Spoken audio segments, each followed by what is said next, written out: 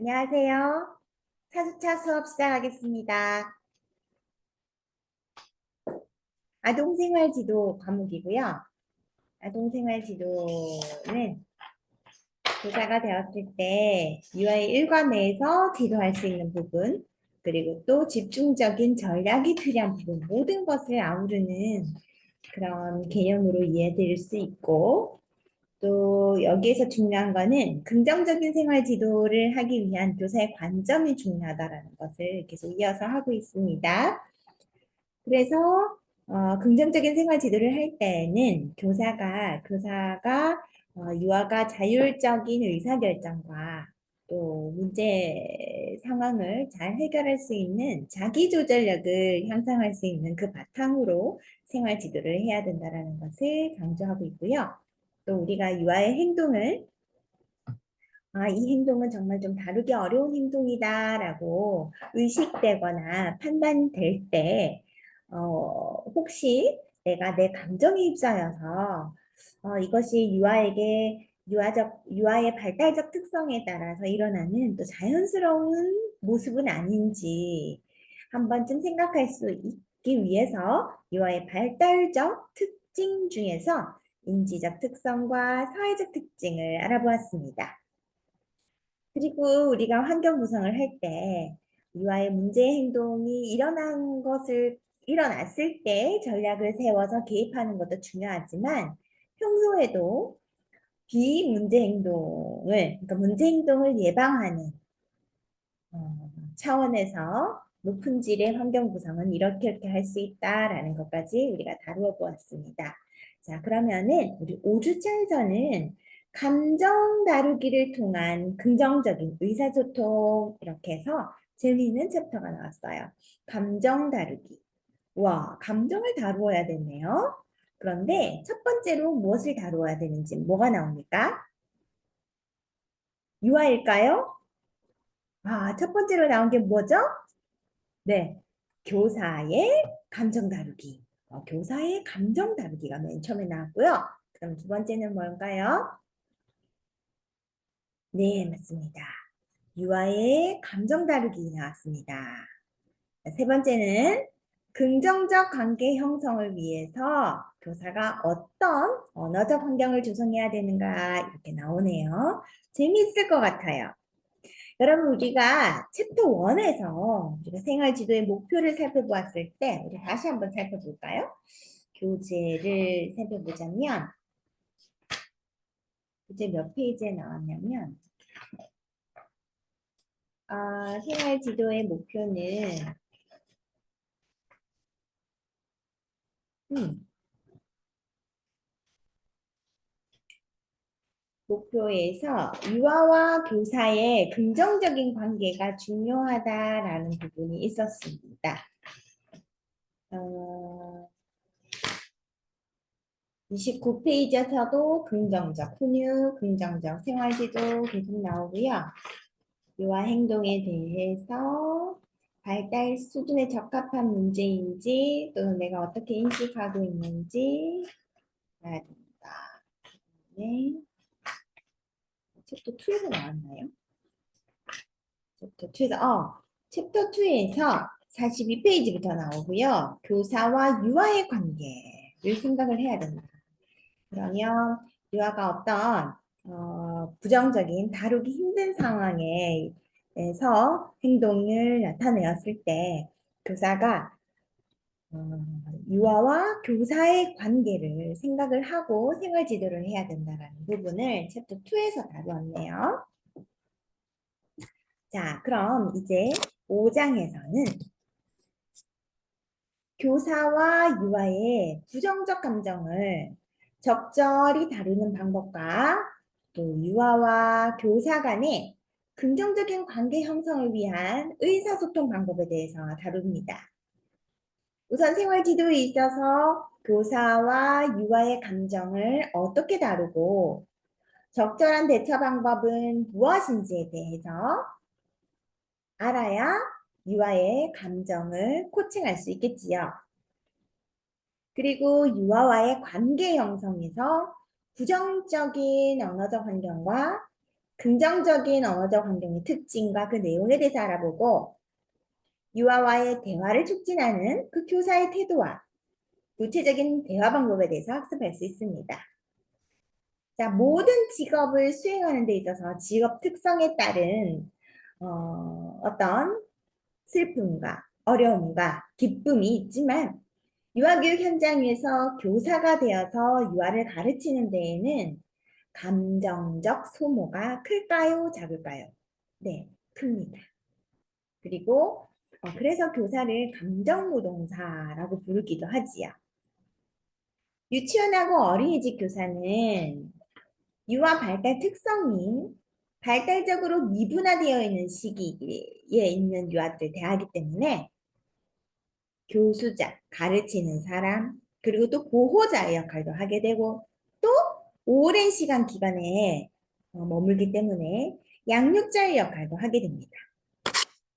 이래서 유아교사는 초, 중등 교사와 달리 어린 연령의 영유아를 가르치고 또 돌봄에 필요한 어떤 육체적, 정신적 피로감, 어린 자녀를 기관에 맡기는 부모와의 관계, 업무 특성상 직무 스트레스, 정서적 소진 등으로 많은 어려움이 있어요. 교사의 정서에 대한 연구에서는 정서가 교사의 삶과 뗄래야 뗄 수 없는 관계이다. 그래서 유아를 가르치는 일은 강도 높은 전서노동이다라고 합니다. 정서노동이라는 용어는 근로자가 직무를 잘 수행하기 위해서 표현해야만 하는 적절한 감정의 정도와 연관이 되어 있는데 정서노동의 강도가 높은 직업을 가진 사람은 이직률이 높게 나타납니다. 자, 그래서 초보 교사는 특히 정서노동의 위험에 취약하겠죠. 그리고 많은 교사가 유아의 정서적 문제 행동이 다루기 힘들어서 현장을 떠나기도 합니다.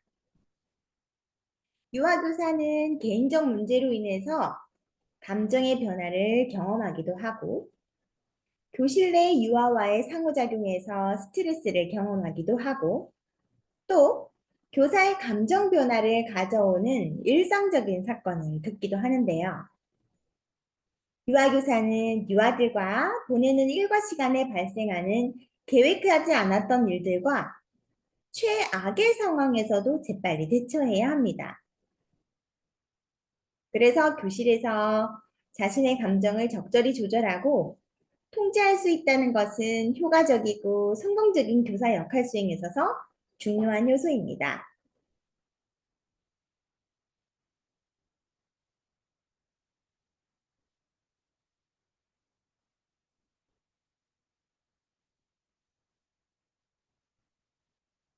자, 교사가 자신의 감정을 수용할 수 있고 통제 가능하고 표현할 수 있음을 직접적이면서도 유아들에게 비공격적인 방식으로 보여주는 것은 중요한데요. 교사가 유아의 강렬한 감정을 두려워하지 않고 그에 대해 처벌하거나 위협하거나 무시하지 않는다는 것을 보여줄 필요가 있습니다. 분노, 교사의 분노 조절하기. 네. 분노라는 감정은 자신의 욕구나 목표를 달성하고자 하는 행동이 방해받거나 격심한 스트레스를 유발하는 사건에 있을 때 경험하게 대한 불쾌한 정서적인 반응이지요. 분노는 밀접한 관계에서 더 자주 경험하게 되고 상호작용이 빈번하고 서로의 생활에 깊이 관여되어 있을 때 분노 감정이 더 많이 발생할 가능성이 높습니다. 유아교사가 감정 조절이 특별히 더 힘들 때는 언제일까요? 네, 바로 유아의 문제 행동을 대할 때입니다. 유아의 문제 행동이 일어나면 일단 교사는 강한 분노를 표현할 수 있겠지요. 그리고 그러면 유아는 죄의식이 높아집니다. 내가 선생님을 화나게 했어. 그런데 선생님을 화나게 하려고 문제 행동을 했을까요? 어쨌든, 자, 문제 행동이 발생하면 교사의 강한 분노를 표현하게 되면 유아는 죄의식이 높아지고 위축되거나 죄책감을 느끼고 교사의 요구를 따르지 않고 정서적 동요를 표현합니다. 그러니까 선생님이 느꼈던 그 정서를 같이 느낀다라는 거죠. 그럼 또다시 문제 행동이 반복되기 십상입니다. 그래서 자, 유치원 교사가 분노나 짜증을 표현했을 때 유아들은 교사의 요구를 선생님이 짜증낸다. 이제 어떻게 좀 따라주자. 따르기보다는 선생님이 짜증을 내면 아이들도 짜증을 낸다는 정서적 동요를 표현했다. 영유아가 선호하는 교사에 대한 연구에서 영유아는 화내지 않고 친절하게 대해주는 선생님이 좋고 심지어 선생님이 화만 내지 않는다면 어린이집에서 마음껏 지낼 수 있다라는 응답도 나왔다고 합니다. 유아교사는 다른 직업에 대해서 막중한 직업 윤리를 가지는데요. 순간 화를 참지 못하면 아이를 밀치거나 CCTV에 찍혀서 그릇된 행동을 할 수 있는 사회적 파장을 일으키는 행동을 하기 할 가능성이 있기 때문에 아동 학대의 가능성이 있기 때문에 신체적, 정신적인 미숙함 때문에 교사에게 전적으로 의존할 수밖에 없는 유아를 존중하기 위해서는 교사가 자신의 감정을 잘 파악하고 관찰하고 또 조절할 수 있어야 될 겁니다. 그래야 불행한 일을 겪지 않을 수 있겠지요. 교사의 분노 조절하기.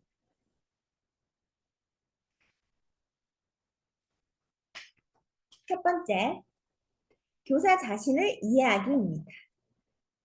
분노는 현재 문제의 원인이 있을 수도 있지만 과거의 상처나 미충족된 욕구가 숨겨져 있는 경우에도 있기 때문에 교사는 먼저 과거의 나로부터 원인을 찾아보는 과정이 필요하지요. 혹시 나의 과거 경험에서 그 상처가 유아를 대하는 행동이나 태도에 영향을 미치지는 않는지 반성적으로 돌아볼 필요가 있습니다. 두 번째, 화가 나는 상황에 대해 객관적으로 인식하고 바라보기입니다. 우리 반 아이들은 너무 시끄럽다. 우리 반 아이들은 너무 자주 운다. 꼭 여러 명이 한꺼번에 몰려 요구한다.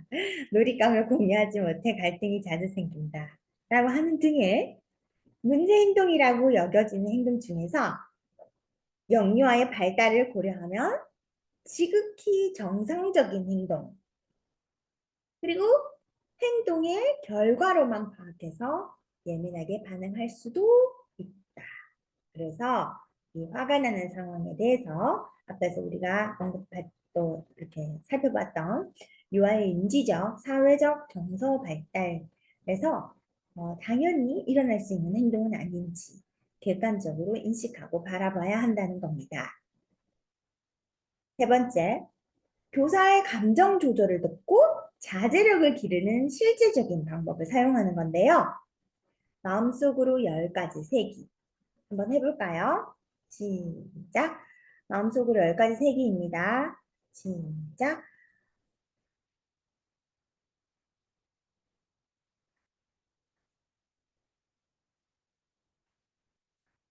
네. 그리고 심호흡하기입니다. 심호흡 한번 해볼까요? 숨을 들이마시고, 내쉬고, 한 번 더. 숨을 들이마시고, 내쉬고. 분노의 감정이 올라올 때 먼저 멈추고 자신의 신체 감각과 느낌을 통제하는 건데요. 마음속으로 10가지 세거나 심호흡하기를 통해서 감정 조절과 자제력을 기르는 실질적인 방법으로 분노 조절을 할 수 있겠습니다. 그리고 교육적인 방법으로는 매일 자신의 감정에 대한 전화를 기록하는 것도 도움이 될 수 있겠습니다.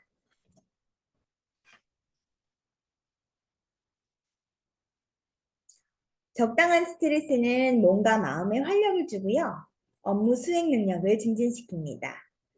하지만 과도한 스트레스는 직무 만족감을 떨어뜨리고 그에 따라서 교육의 질이 떨어지는 요인으로 작용이 되니까 여기서 교사의 스트레스 다루기에 필요한 내용들, 교사의 시간관리법과 행복한 교사 10개명이 나옵니다.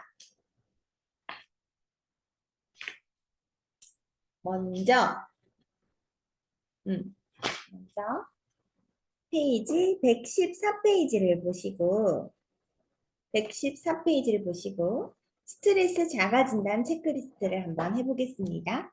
각 문항을 자세히 읽어보고 자신의 상태를 가장 잘 나타내는 문항을 선택해 주세요.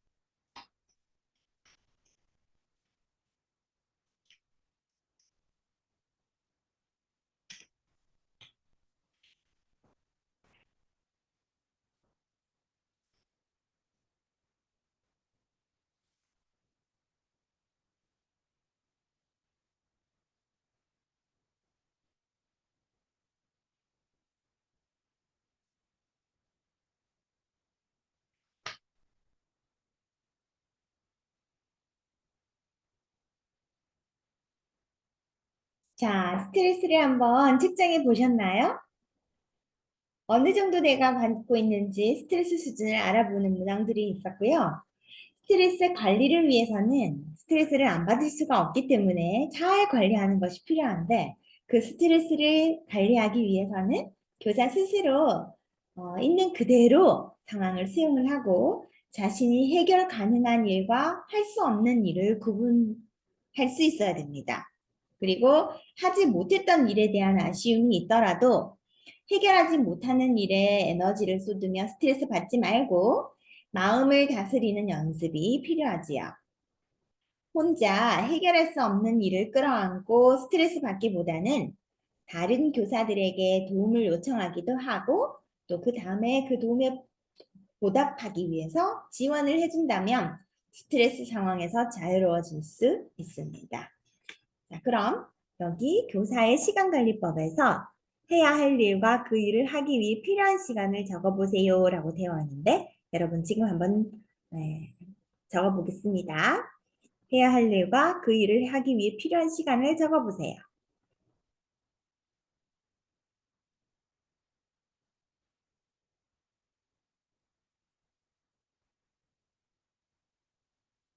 두 번째, 해야 할 일의 가치를 판단하고 어떤 것이 중요하고 어떤 것이 더 급한지 우선순위를 매겨서 해야 할 일, 필요한 시간, 우선순위를 매겨서 해야 할 일 가운데 중요하고 급한 것부터 처리합니다.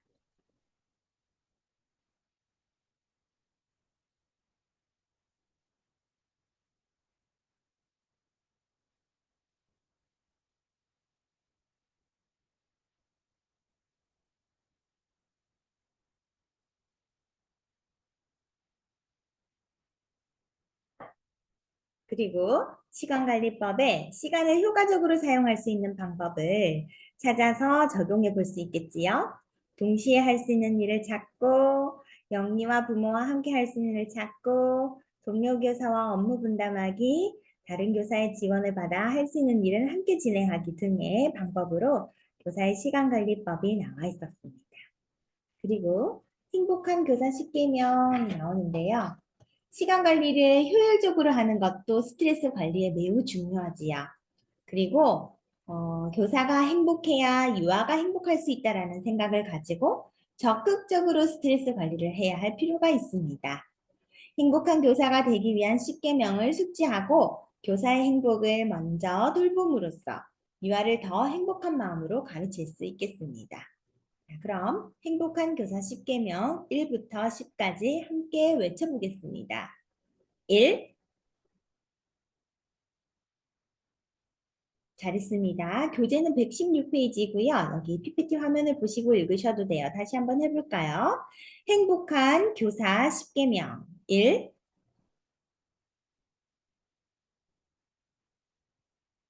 2. 3. 4. 5. 6. 7. 8. 9. 10. 네, 아주 좋습니다. 힘들 때 이 글귀를 생각하면서 또 힘을 얻으면 좋을 것 같아요. 자, 그래서 우리 5주차, 지금 몇 주차죠?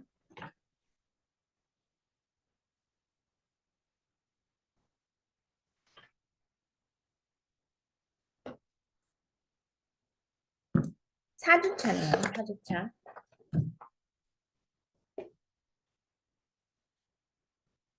네, 4주차 첫 번째 시간 교사의 감정 다루기를 했습니다.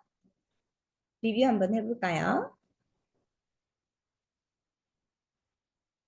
자, 교사는 정서 노동이 심한 직업인데 학부모의 관계, 정서적 소진, 업무상 직무 스트레스, 육체적, 정신적 피로감 등을 많이 경험하게 됩니다.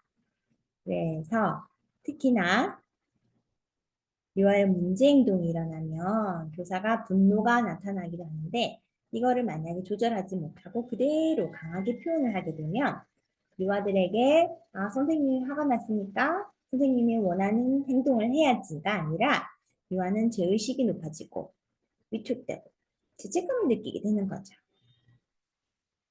그래서 이 교사의 강한 분노 표현이 결국에는 교육적인 효과가 없다, 또다시 문제 행동을 일으키게 한다입니다. 그리고 선생님이 보이는 어떤 그 정서 표현은 유아들이 그대로 똑같이 나타낸다라는 걸 우리가 살펴보았습니다. 그래서 교사는 자신을 이해하고 과거의 상처나 미충족된 욕구는 없는지 살펴봐서 그거와 관련된 어떤 감정이나 그런 것들이 일어나면 잘 살펴봐야 되겠지요. 그리고 화가 나는 상황에 대해서 객관적으로 인식하고 바라보는 것도 중요합니다. 감정 조절을 돕고 자제력을 기르는 실질적인 방법을 적용하는 것 중에서는 심호흡도 하고 그 순간을 먼저 멈추고 마음속으로 10가지 세고 등의 방법 그리고 저널 기록도 도움이 되고 따라서 감정 조절을 분노 조절을 교사의 감정 다루기에서는 분노를 조절하는 것이 필요하고 스트레스도 잘 다루어야 되는데 적당한 스트레스를 받아서 몸과 마음의 활력과 업무 수행 능력을 증진할 수 있는 상태를 유지를 해야 되겠지요. 그래서 혹시 과도한 스트레스를 받았을 때는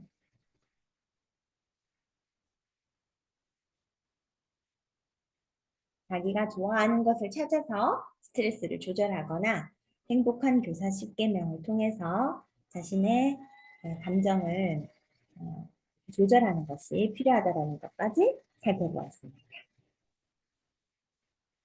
그럼 4주차 첫 번째 시간은 여기까지 하도록 하겠습니다. 수고하셨습니다.